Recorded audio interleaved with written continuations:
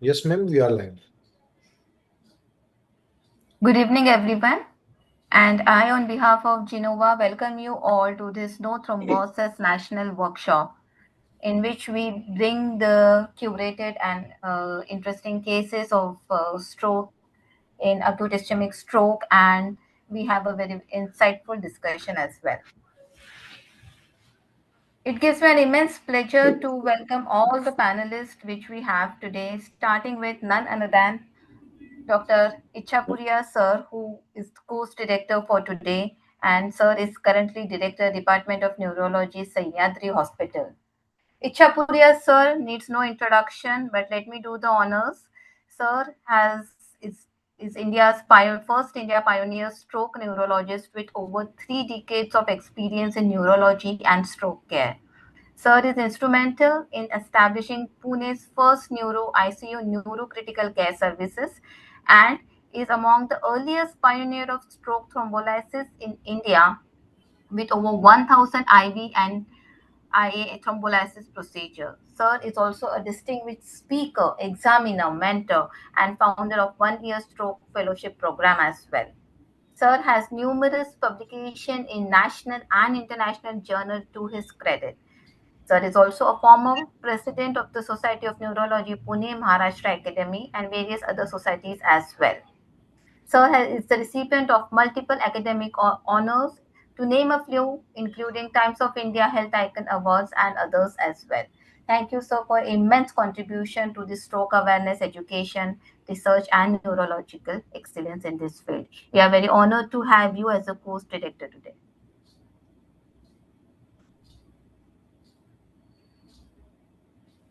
Moving forward, let me introduce our moderator for today, Dr. Nathaniel Sase, who is professor and head of neurology at GMC Meerut.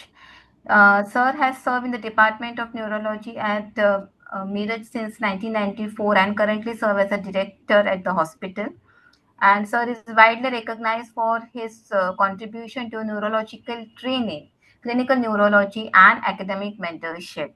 Sir is actively involved in advancing neurological education and patient care through teaching, clinical practice, and institutional leadership. And Sir has over 3 decades of experience in this field. So we are very honored to have you as a moderator today. Welcome. Thank you. Moving forward, let me introduce our second moderator for today, Dr. Prasanna Kasegaonkar, who is the chairman consultant neurologist at CNS Hospital, Solapur. Sir is member of various distinguished neurological societies, to name a few, like American Academy of Neurology, the Indian Academy of Neurology. And Sir has got introduce our second moderator for today, Dr. Prasanna Kasegaonkar, who is the chairman consultant neurologist at CNS Hospital. Sorry, I'm having my own echo. Neurological societies, to name a few, like American Academy of Neurology, the Indian Academy of Neurology. And Sir has got introduced our second moderator for today, Dr. Prasanna Kasegaonkar, who is the chairman consultant neurologist at CNS Hospital. Is there some technical glitch? Because I am hearing my own recorded sound. Yeah, I think there is some. Now it is perfect. I think someone is playing live.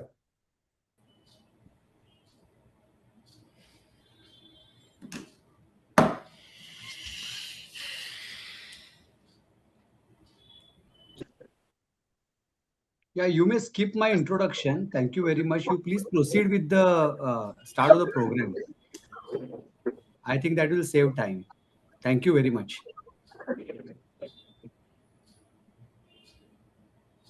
Okay, so I think since Dr. Naman has joined, I request him to proceed first. Thank you. Can you hear me? Yes, sir. We can hear you.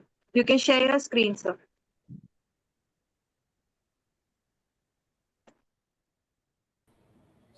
Kalpita, I'm still hearing my own echo. I don't know. I mean, I've muted myself, unmuted, but still it's the same. Sorry for this glitch. Someone else is sharing the screen, so okay. You Yeah. can share, sure. Yeah, so you can share. Is this okay? Yes, we can see it. Yeah, we can see it. Yes. First and foremost, good evening, everyone. I am Dr. Naman Shah. I have completed my neurology from KLE Belgaum, and currently I'm working at my own private practice at Sangli. The hospital name goes by Sarvait Hospital and Medical Research Center. So we are an 108 bedded hospital with a neuro cath lab and MRI setup under one roof. And it's my great honor to be here on this platform with my mentor, Dr. Nathaniel Sase sir. He has been a very key role in me pursuing neurology as a career option. Nasli sir, I know you through my friend and junior Siddharth Singh. He was my junior at KLE Belgaum. So I know through him, I know you well, and I met a couple of times with you. So going ahead with the case that I'm presenting today is a story about a 65-year-old gentleman, hypertensive for 3 years, tobacco chewer. He came with complaints of Make the right. screen big. Naman, make the screen big. Slideshow. Yeah, is that okay? Yeah. Yeah. So this gentleman comes with a right hemiparesis and a dysarthria of 30 minutes duration. He stays close by to my hospital, so he comes immediately. Within the first 60 minutes, he lands to the ER. On examination, his BP is slightly elevated to 170/90 and heart rate around 94 regular. Random sugar is around 124. Neurologically speaking, he had power of 2/5 in both the right upper and lower limb. Dysarthria was significant. Language was normal, so amounting to NHSS of around 8. So we did the MRI on the day of admission, and we found there was a left pontine infarct. There was a diffusion flare mismatch, no bleed seen on MRI. So we have an MRI in-house, so we follow the MRI protocol for acute strokes. So we quickly do the SWI, DWI, and flare, and we take the decision on lysis or not. The vessel imaging done quickly was looking okay. The T2 and flare was negative, so there was a significant mismatch seen at the left paramedian pontine region. So the patient was reassessed immediately after the imaging was completed, and what we found was his limb power improved significantly, and he was left with very minimal dysarthria. So the NHSS, which was 8, which was a significant disabling stroke, now immediately within 30 minutes it dropped down to just mild dysarthria amounting to NHSS of around 1. So what next? There was a question that whether it was a TI clinically, but radiologically there was a tissue infarction which was very evident, and it was an evolving stroke with flare diffusion mismatch. So what do we do? So because it became non-disabling stroke, we explained the family regarding the possibility of worsening again. So he was admitted in our neurocritical care unit with NHS's monitoring every hourly. Yes, lysis, yes, no. We were not very sure because it was a really non-disabling. He walked out from MRI on his own. So we were not sure whether we should still go ahead and lysis just based on the finding that MRI had a tissue infarction and ongoing infarction. Whether we give loading dose of antiplatelet was again a question. What if the patient worsened in the next few course? So do we lose the chance of giving the lysis? So that was the thing, whether we should admit, monitor, and whether to load him with antiplatelets was the next question that we were worried about. Yes, and yes, of course, like the patient came pretty much in time, so we could complete the imaging and other things within 90 minutes from the last known well. And while monitoring, if we lose out the window of the 4.5 to 6 hours, and if he worsens beyond that, so then what is to be done next if he worsens beyond the window period? So meanwhile, we admitted him, we worked him up. All his basic primary stroke workup came out to be negative. Essentially the blood, the echo and ECG primary, the other things was okay. We did the next day we did a Doppler, electric Doppler, just to be sure that he's still doing well. So first 24 hours were uneventful. Patient was ambulatory completely. NHS was still 1. So the next day, when he presented, it was evening. The next day, the whole day we monitored him, and he was completely fine. So next afternoon, we started him on dual antiplatelet statin. By then, the 6 hours window was anyways completed, and it was almost 24 hours from last known well.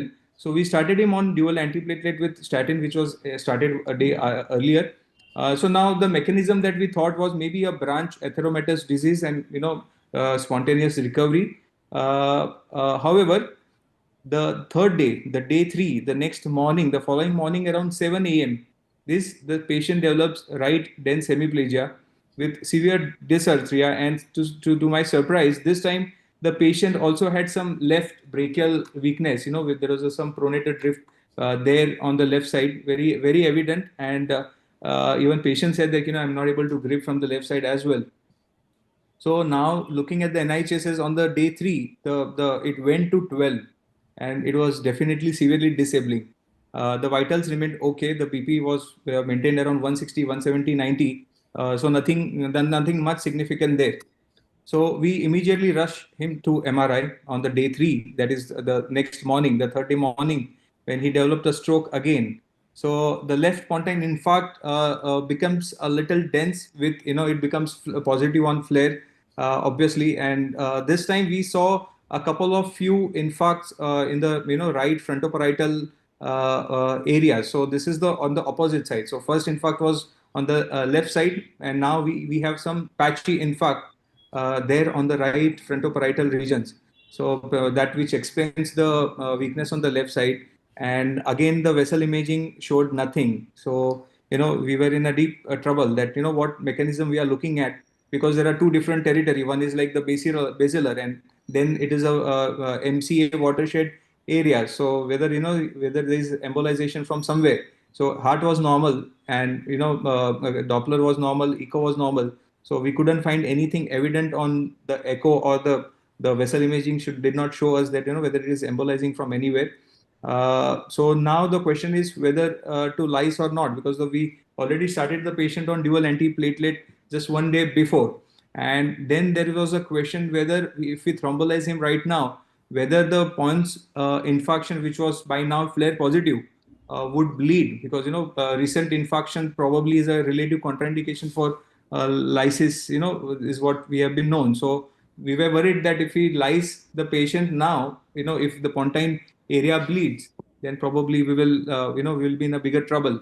So coming to what we actually landed up doing. So we spoke to the family. We told them that this is the case, that we probably need to lyse the patient, considering the new infarctions which we can see in the left MCA territory, and which probably might increase. So the patient might get paralytic on both the sides. So we explained the risk of going ahead and lysing the patient, and also explained the risk regarding if the pontine area which was previously infarcted might have a more chances of bleed. So with the high risk consent, they agreed, and we gave him tenictase on the day 3 from the onset.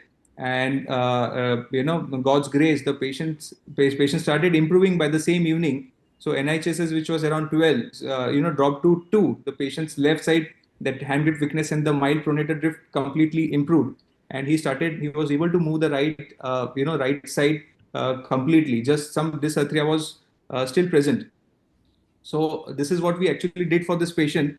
And here the question here that we still ask ourselves is that whether the patient really improved with the lysis, or whether it was again a self-limiting event, which we saw on the day 1.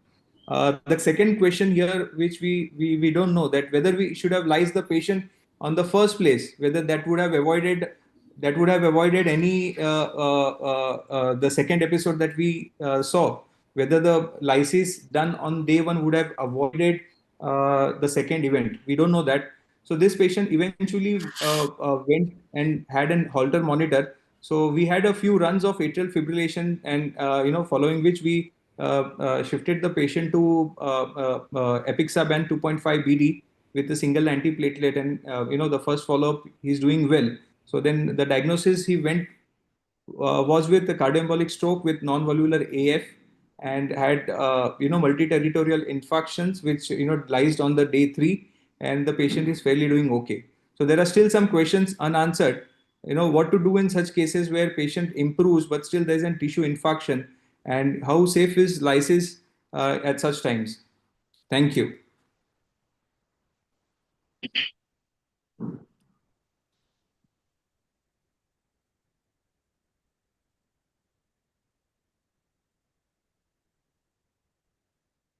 So, Dr. Naman, what is your final conclusion?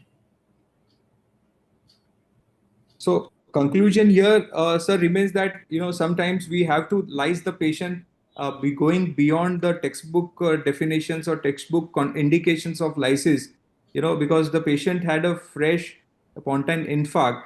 So going ahead with lysing this patient was a double-edged sword. We were worried of pontine being bleeding, and at the same time we were worried about the new infarctions which were developing on the right cerebral hemisphere. So lysis beyond window period, sometimes taking risky decisions do help. It works in the patient's favor. Going beyond the indications of lysis. Dr. Sase? Sir, I personally feel that this kind of a dilemma will always remain in the minds of the clinician. And this actually has taught us again that thinking beyond the textbook, window period, giving lysis after third day has helped the patient. The only one doubt which Dr. Naman mentioned is about a cardioembolic source. I personally doubt what was really the cardioembolic source at all, because we hardly see any cardioembolic strokes in posterior circulation, which was again a little very difficult to explain on the basis of cardioembolic stroke. What do you feel, sir? No. The Holter showed atrial fibrillation, no? Yeah, correct. How much time was it happening? How many seconds or minutes? Around 15 to 20 seconds, there were a couple of runs, like 3 to 4 runs of atrial fibrillation lasting for, I think the longest was 25 seconds. 25 seconds. This was 24-hour Holter. Yeah, 24 hours Holter. Yeah. 24. No, the thing is that it has occurred in two different territories. Yeah, correct. One is in the posterior circulation and other is supratentorial. So very likely that it is cardioembolic only. Blood vessels correct. are normal. Yeah. So very likely 2D echo showed anything? Any valvular problem? 2D echo was normal. Doppler was normal. This thing was normal, no? Yeah. No, so what I feel is the first episode, rapidly improving stroke, and NIHSS coming down to 1, there is no indication for giving thrombolysis. Correct. That is very clear that non-disabling stroke, thrombolysis is not indicated. What you actually have to do is give loading dose of dual antiplatelet agent.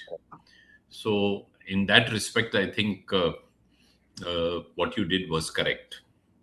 The second stroke has occurred, and it was in the window period. It is an intra-hospital stroke. Correct. So then you have to thrombolyze. I don't think we should worry about small previous infarcts. Okay. They are not going to bleed. And so, what is written is that, you should not, if there is a previous infarct, you should not thrombolyze within 3 weeks or 3 months or something like that. But there is no study to show this fact. It is just a safety requirement. There has not been any study to show that you cannot thrombolyze, and we have thrombolyzed within 24 hours also of previous stroke. If the previous stroke was small, if it was a large stroke, then the risk of bleeding is there. But a small stroke like this, a pontine stroke, I think there is hardly any risk of bleeding, and it is more like a penetrating vessel infarct. And the second stroke is, of course, and I think both are cardioembolic. Right. It is unusual in posterior fossa. Yes, I agree with Dr. Sase, but it's not unknown. And the second stroke also has occurred. We have found AF on 2 or 3 occasions. So, Yeah. and the vessels are normal. So I don't think there's any doubt that it is a cardioembolic event. And I think you have done extremely well for the patient. Yeah. Thank you, sir. So this is the run. One has to have guts. One has to, think on your feet. There are always dilemmas, but what you have done is perfectly good, and patient has done well. So I think we've achieved whatever we. Probably it was a branch occlusion, so the Correct. MR angio did not show any major vessel occlusion. So it was a peripheral branch occlusion. So it may be a small emboli going into the left carotid circulation, and a small embolus going into the paramedian pontine penetrating vessels. Additionally, sir, there's a doubt which always remains in the mind since you had already started the patient on dual antiplatelets. It is not a contraindication. So, but will the risk be more with this? It is slightly worried more. about that. We actually It were is worried. slightly, I risk think is that will be the slightly concern more. always too. With Yes. single antiplatelet, also the risk is there, and with double antiplatelet, the risk is more, but it is Yes. not a contraindication. Yes. So do we reduce the dose of TNK or Actylize in such cases? You could have done that. Sometimes we have done that, when dual antiplatelet is just recently given. So, we can give lesser dose of this thing. There is no data to support this. But as a matter of caution, maybe instead of giving 0.25 mg per kg, you can give half. 0.2. But then it may not be so effective also. So, That's true. it may be safer, but it may be less effective. So you have to balance it. And there is no data to show that, you should give half dose. But yes, many times I have also given half dose when I was not sure. Patient was very old, vessels were fragile, dual antiplatelets were in the system. Yes, I've given half dose. I don't know whether it is the right thing to do or not, but yes, sometimes you have to do it. You have to think out of the box, and you have to do it. Yes, you could have done that, but you were more bold. You gave the full dose, and patient did well. So I mean, there is no data to show that you should give half dose. In Yes, this case, Prasanna. Yes, sir. Yes, sir. Dr. Naman, you have done fabulous job. In case I was in your place, I would have done exactly the way you reacted, giving DAPT right at the start as the patient had improved, and working very rapidly when the patient actually developed stroke. These are two things which any clinician will do. And regarding use of DAPT, I go full throttle. I mean, in the past, with God's grace, I have done at least 200 thrombolysis so far, and quite a few of them were already on either single antiplatelet or double antiplatelets. I have done them. I've done IV thrombolysis with full dose, and with God's grace, I have not had anything so far. But of course, I would explain them slightly increased risk of hemorrhage, no doubt about that. There's just one comment which there is a little difference in the protocol that I follow. That the patient reaches to me in less than 4.5 hours, I do CT and I don't do MR, because that saves another 20 minutes or so. So the CT can be finished in maybe 10 minutes. You do NIHS and the door to needle time can be reduced. So that is what I do. And if the patient if the patient reaches after 4.5 hours, obviously we have to go for diffusion and flare mismatch. That this is one protocol which I have learned and I've been practicing. So maybe Dr. Icha Puria would like to comment on that. Perfectly right, Prasanna. The standard protocol, but maybe he's Naman has got that MRI in-house, so he can do it fast. So, but if you have both, I have both, obviously. Yeah. But then, so what you are saying is absolutely correct. You don't need an MR. You don't need to see diffusion flare mismatch in 4.5 hours. You don't need. So, CT scan and CT angio, you can do in 5 minutes flat. Yeah. And if he has come in half an hour, in 35 minutes you can 35 minutes from stroke onset, huh? Yeah. So in the hospital within 10-15 minutes you can give the thrombolysis. Correct. And earlier you give the thrombolysis, better is the prognosis. More number of patients can be this thing. Those centers who do MRI and those centers who do CT scan, the number of thrombolysis that you do if you use a CT protocol in 4.5 hours, the number of thrombolysis is higher. MRI has its inherent problems. That means, you have to, patients move, they have metal, you have to screen them. It takes about 15-20 minutes to do an MRI properly. You may miss a small hemorrhage. So, these are the disadvantages of MRI in first 4.5 hours. So standard protocol all over the world is to do CT scan and CT angio. But yes, I would not insist, and nor will I be adamant. If you have the facilities to do MRI, certainly do it. It gives also good amount of information. But if you have both, then at least we prefer to do CT scan, and most people in the world also do that. But I cannot be adamant on this point. But Naman, I think we need not see for diffusion flare mismatch in 4.5 hours. There's no need. You just see the infarct and just thrombolize. Don't waste time. Now, luckily, this patient improved. And because it became a non-disabling stroke, yes, I would not have thrombolized him. What you did was absolutely correct. Correct. And If of this course, patient is had, there in 3 days' time, again, you have to give thrombolysis. That worry is there. But I think we are over-worrying. This risk of hemorrhage, we have over-exaggerated. so this We see patient it of off and on. We see it off and on, but not often enough for us to, worry. I mean, we are Right. concerned, but not worried. Sir, if this patient would have received thrombolysis on the day 1, would see, because the day 3 the worsening was because of the same point in New infarct. stroke. Yeah, New so stroke. as I told you, we have given it second time also. Okay. Okay, suppose initially he came with NIHs of 8 and it never improved. Yes, then definitely one would thrombolize. And if the stroke recurred and there was a new infarct after 3 days, again I would thrombolize. Oh, okay.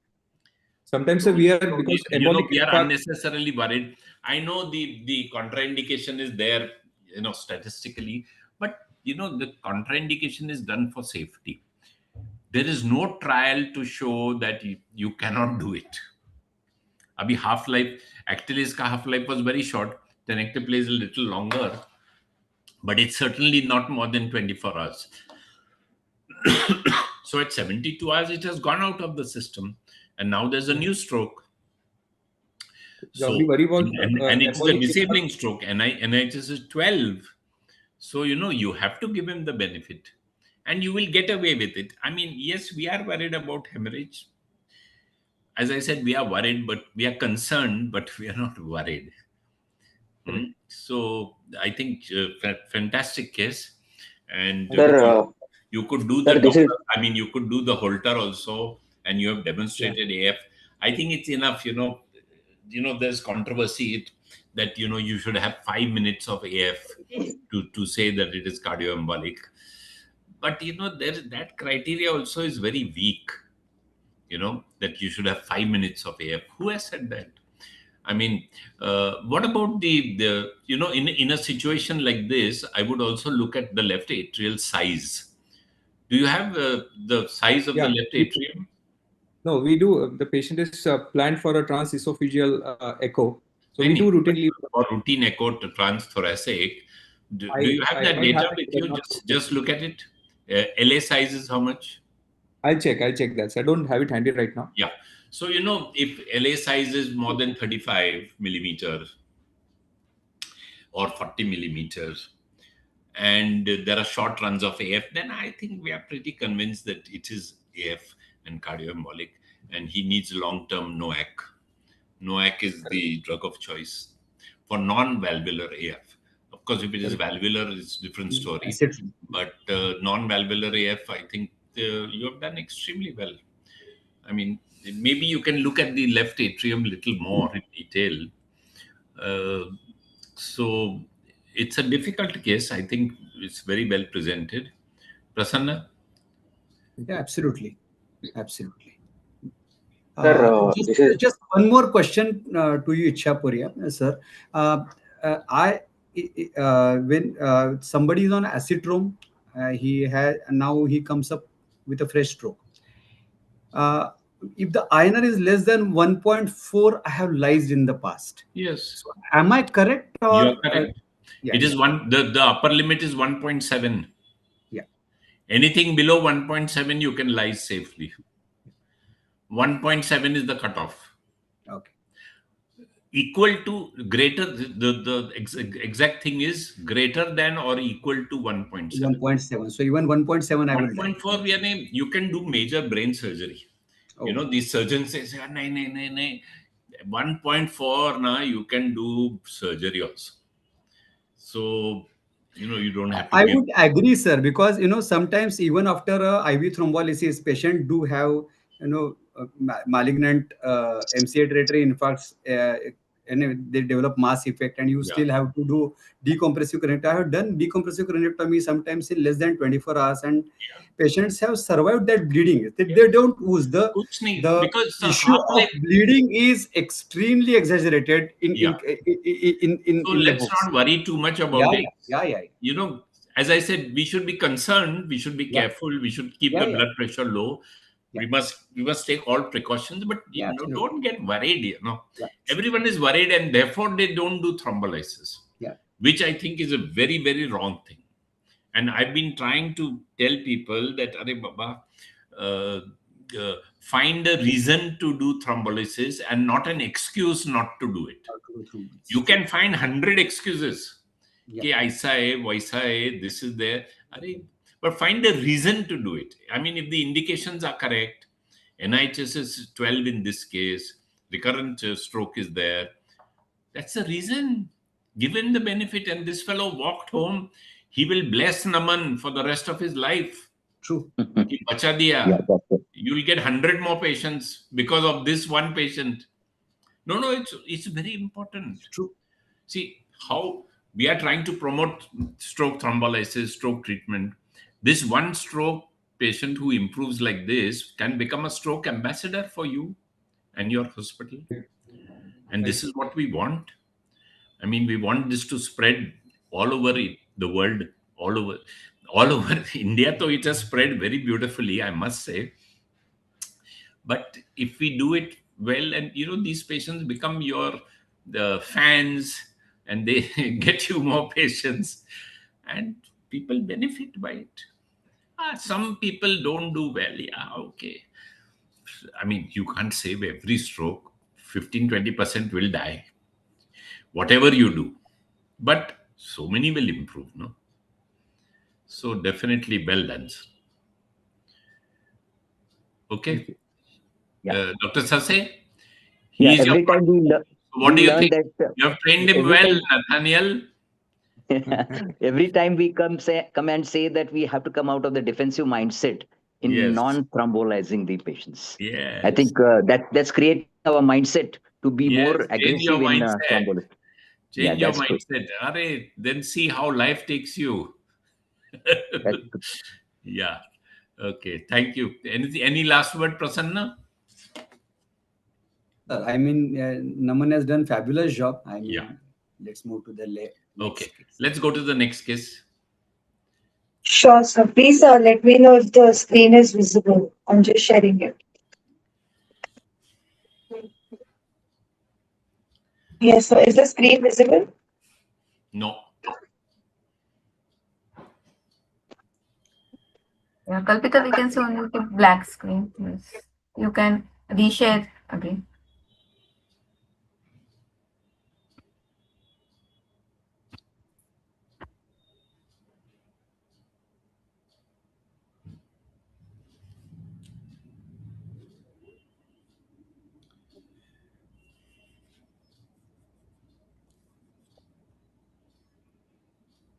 Yeah, it's visible.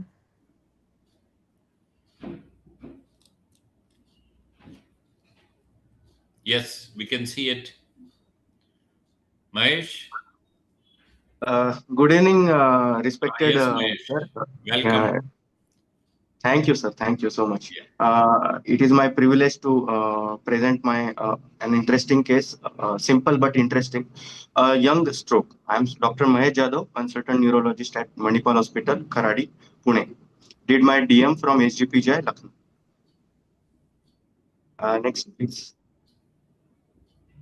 I had a 16-year male weighing 116 kg with complaint of sudden weakness of left-sided limbs and slurred speech since past 1.5 hours. His power was initially was fluctuating to 4 by 5 to 2 by 5. When I examined him, his power was 2 by 5 and NIHSS score was 6. So we immediately shifted him for based on his age. We wanted to do the MRI to have a clear picture of his probable stroke. Next, please. So, MRI was showing a ill-defined area of diffusion restriction in capsuloganglionic area, frontoparietal region, and corona radiata, which was not seen on FLAIR images. Next. Similar findings were dispersely seen in right MCA territory, not showing on FLAIR images. Next. And it was hypo intense on ADC images. Next. On the left side, is there something? Previous On the left side? on yes, sir, but I- he was not having any disability on the right side. Yeah. Yes. But there's an ADC drop also. Show the ADC. Yeah.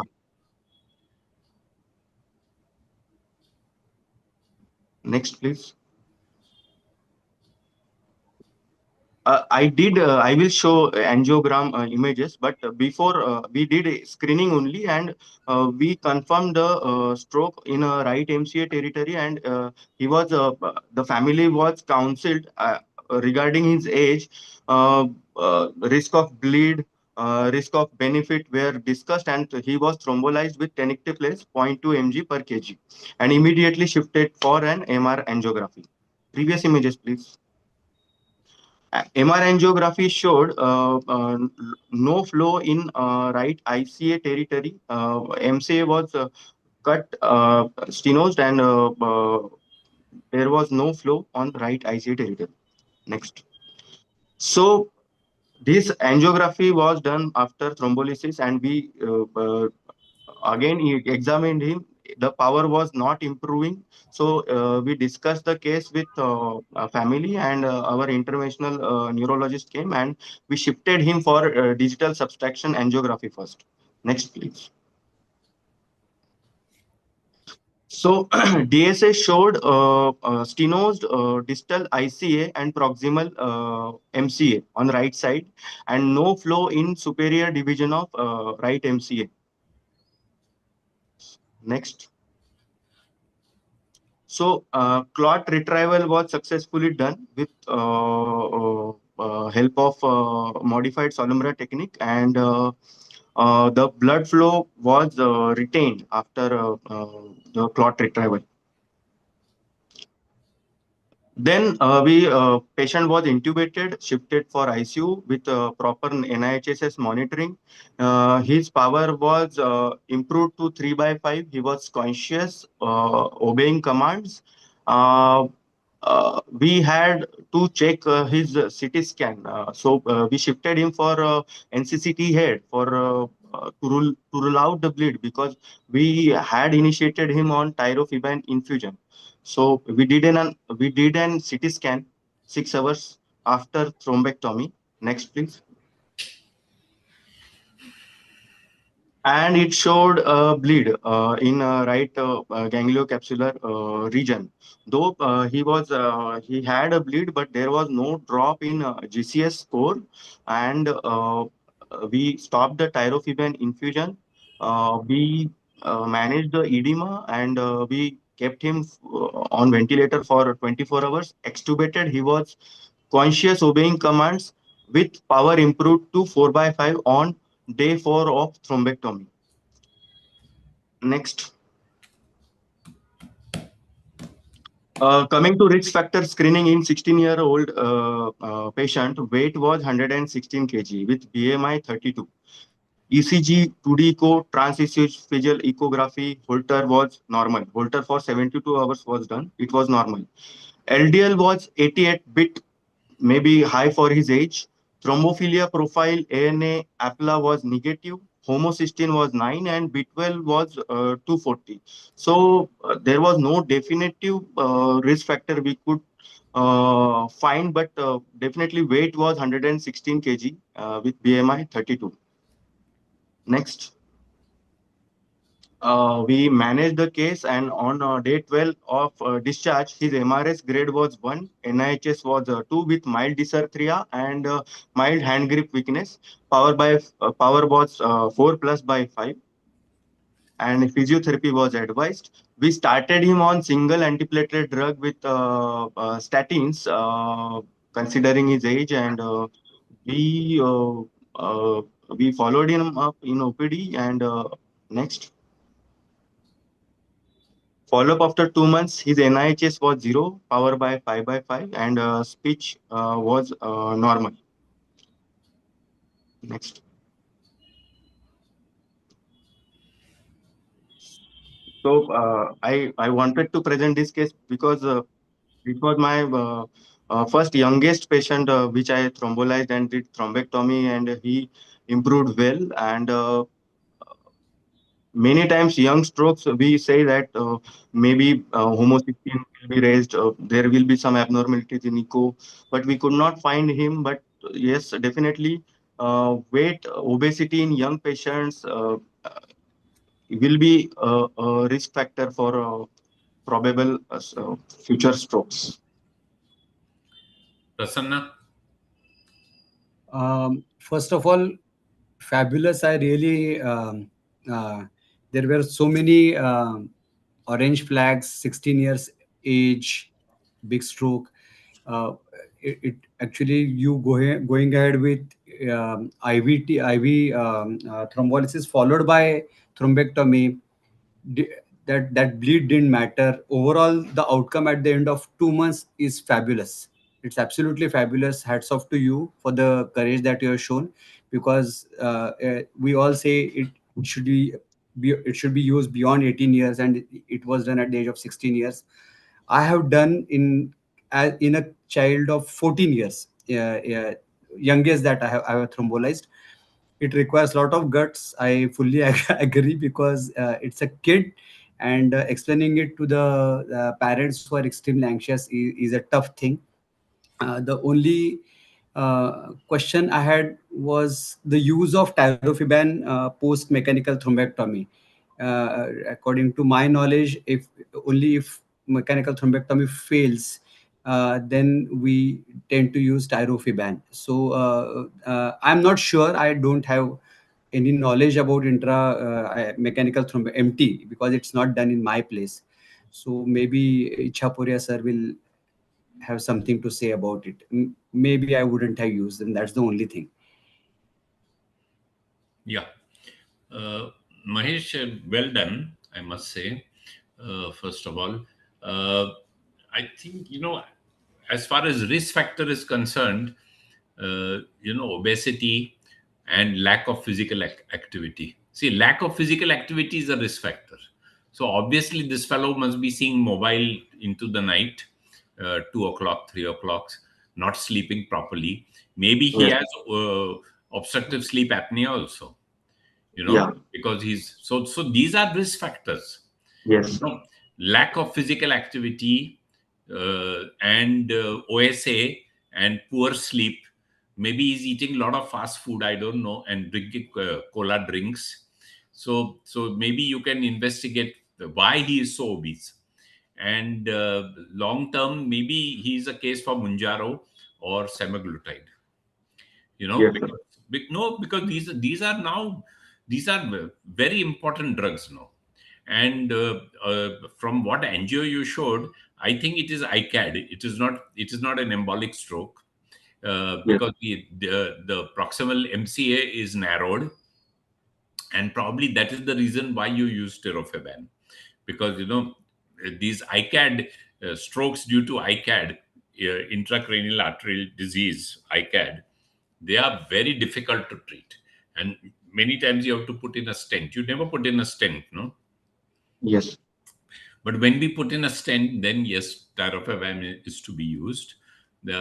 I mean, I'm always scared when tirofiban is used after giving tenecteplase, because risk Yes. of bleeding is there, and bleeding did occur in this fellow. Luckily, it was not outside the infected area, so Yes. maybe we could call it PH1, not PH2, because there was no drop in the NIHSS. Yes. So, important point to note is that even if the bleed occurs, and if it is not PH2, it does not do harm. Yes, sir. Everyone's worried, bleed, no? So, if it is PH1, kuch nahi hoga. Don't worry. PH2 is the killer. That we are really worried. So, tirofiban, I think, was given because of this ICAD. And ICAD is because of premature atherosclerosis, and premature atherosclerosis because of obesity, OSA, eating all these fast foods, American fast food as well as Indian fast food, vada pav, etc., etc., and drinking all these cola drinks. Now we don't know, this fellow is drinking that, what is that drink?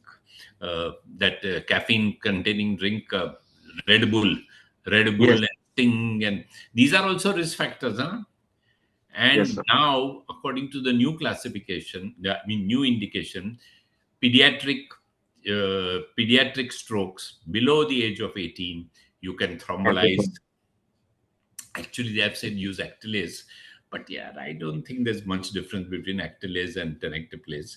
The studies have been done with Actilase. The study has not been done with tenecteplase, but I'm sure Yes. you can use it, and you can use it in pediatric age group. Now that greater than 18 years thing is also removed. Okay, so as we are going on, all these contraindications are being removed slowly. So pediatric age group, you can do it. It is done in neonate also. Neonate we are able to do thrombectomy. Neonate 28 days old, with stroke. So now all this indication has gone, and we can do it in pediatric. And this is probably premature atherosclerosis. It is not vasculitis. It is not homocysteine. It is atherosclerosis, and you should bring the LDL down to 50, Yes, sir. either with Ripatha or with high dose statin. Yes, sir. Ripatha we would like to use. That is, what is that? An evolucimab. I can't pronounce that. Anyway, I call it Ripatha. I find it easy because that brings down the LDL very quickly, within days. Within days. So at 1 month, the LDL should be 30, 40, 50. 88 also is, at 88, he has got atherosclerosis. So Mm. 88 is high for him.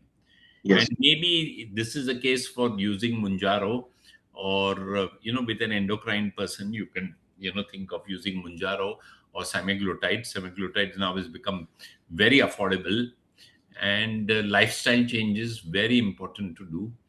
And you have done very well. The good news is that he has lost 30 kgs after 6 months. Very good, very good. With Yeah, what? so Not good. eating vada pav. Yes, diet habits and exercise. No, these these young kids have got all these habits now. Eating only Maggie, eating only vada pav, drinking all this Sprite and cola and Campa cola and Coke and this and that. So you should go into his dietary history. Why is he so obese? At the age of 16, the fellow is 118 kg, and Maybe his father has a restaurant. तो हो गया ना. with liquor He's shop. tasting the food in the restaurant every day. Yes. Yeah. So, these have become major risk factors in urban areas. Not, I don't know, in rural area, but in urban area, these kids now, they are not playing. They are not playing running games. They are playing video games. So all the time I tell them, Baba, you must play running games. Yes. We used to play running games, yeah. Running games Khelo, cycle करो, swim करो, walk करो, play football, hockey, whatever, gilli dandu, whatever you want to play, but you must play, not play these video games, otherwise you get into trouble like this. So he needs major lifestyle modification and diet control, and maybe I would give Ripatha to him to get the cholesterol down to 50. I mean LDL down to below 50, and now we have seen that these ICADs also regress surprisingly. If you do the scan, if you do the MR angio or CT angio after 3 months or 6 months, you will find that it has regressed with very vigorous lifestyle changes. This ICAD also the goes away. I've seen it umpteen number of times. And interventionists say, no, we'll put in a stent. No. You do vigorous LDL control and look at all these risk factors, and lo and behold, the whole thing just disappears.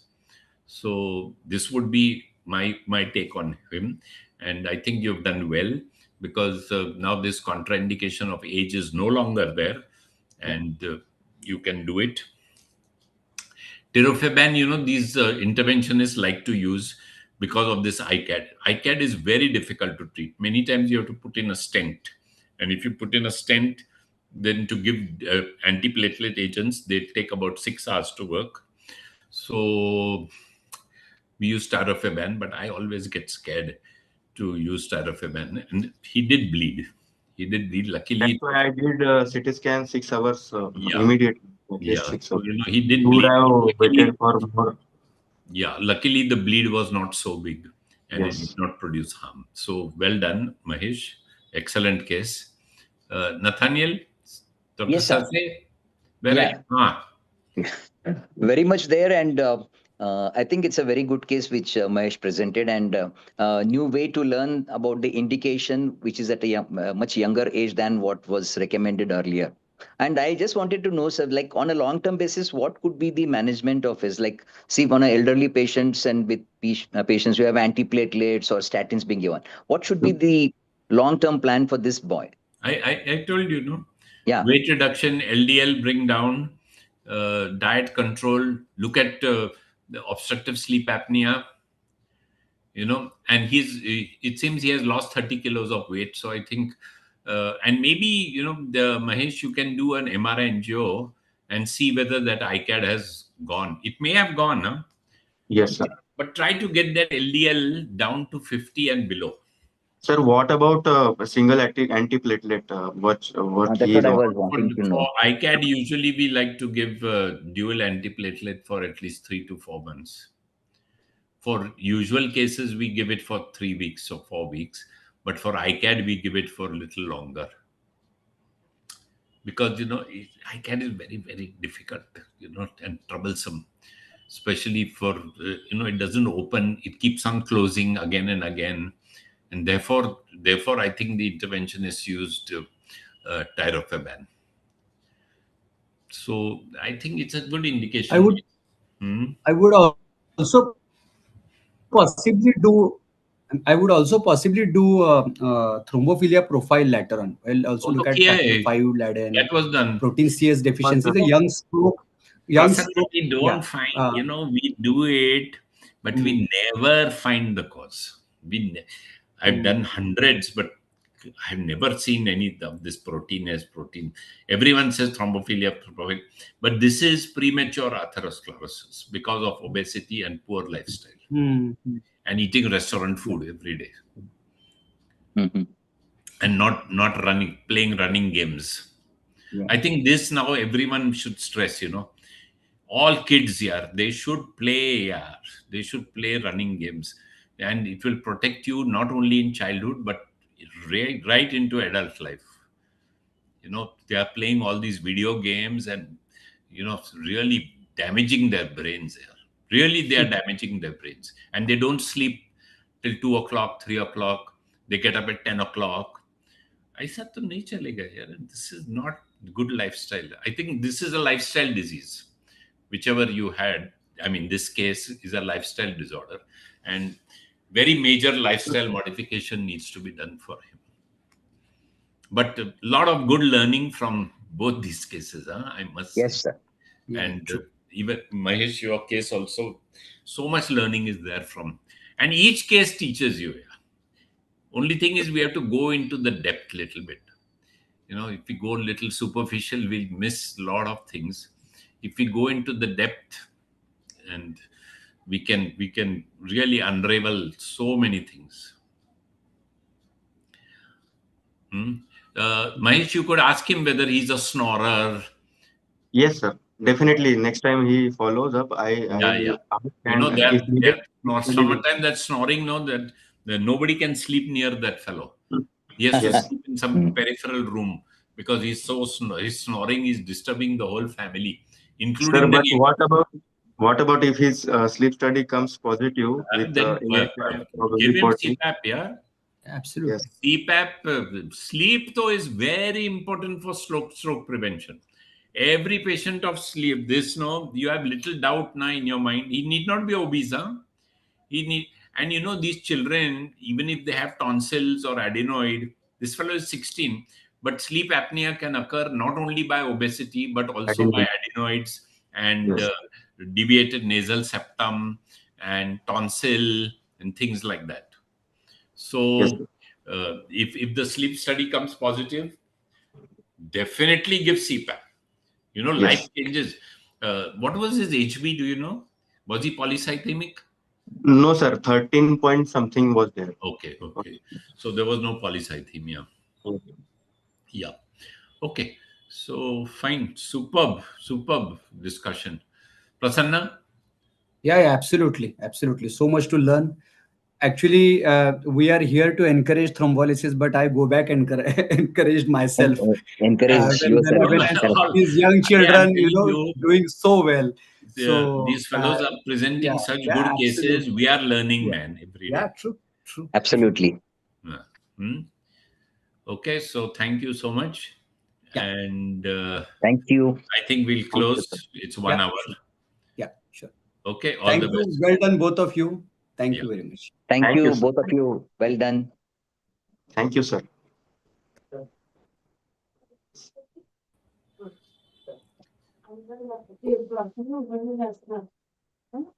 Hello.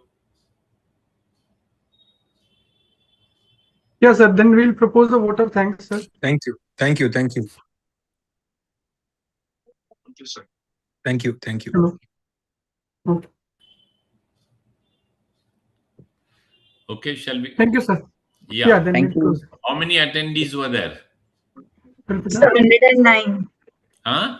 109, sir. How many?